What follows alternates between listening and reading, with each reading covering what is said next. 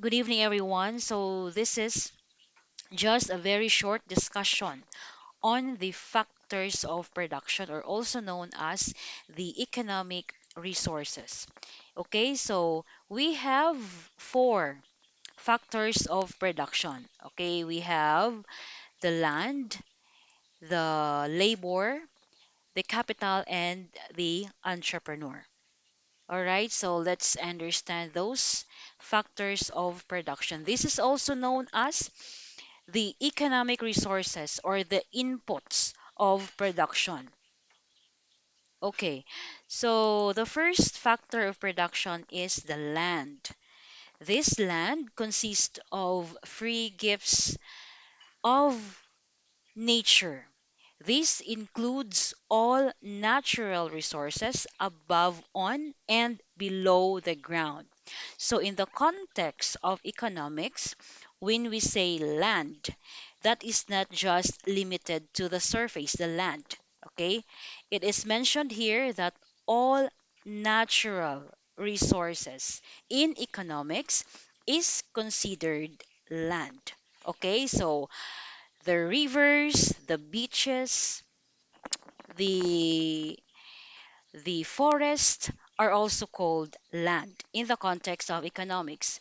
It is considered as an economic resources or a factor of production because it has price attached to it.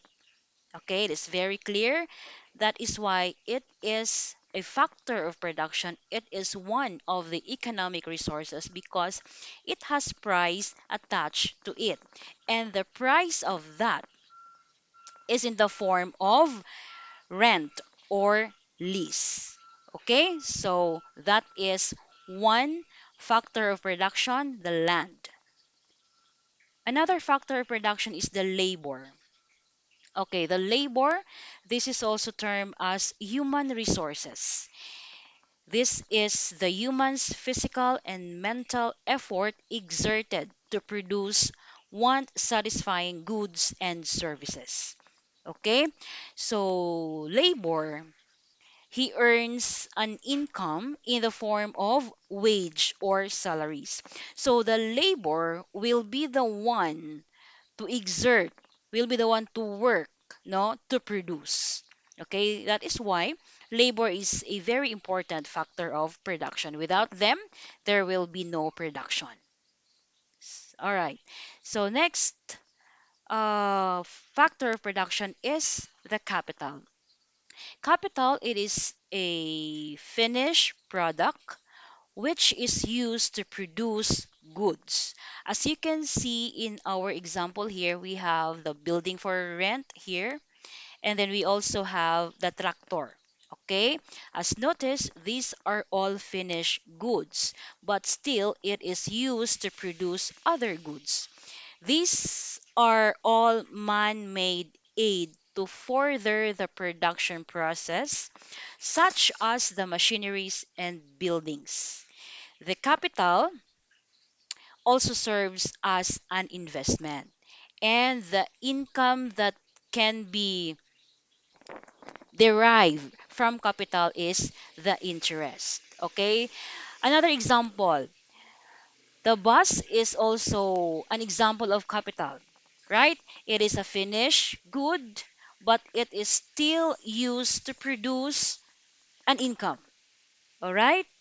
Another example, boarding house. Boarding house is also a capital because it is a finished product, but it is still used to produce other goods and it will earn an income. Okay? Next, the fourth factor of production is the entrepreneur. Okay, so the entrepreneur is the organizer. He manages and he coordinates the other factors of production, which is the land, the labor, and the capital. He utilizes his initiative, talent, and resources in the creation of economic goods. And he is compensated in terms of profit. So as you can see in our example here, that some of the famous entrepreneur in our country is this, the owner of uh, Jollibee Food Corporation and the owner of Julie's Bake Shop. But this is not, we will not just limit the entrepreneur for those who are very famous. Okay, every person who owns a business or who innovates or who uses these three factors: production, the land, labor, and capital, to innovate and to produce new product or goods or services, they are considered as entrepreneur. Okay.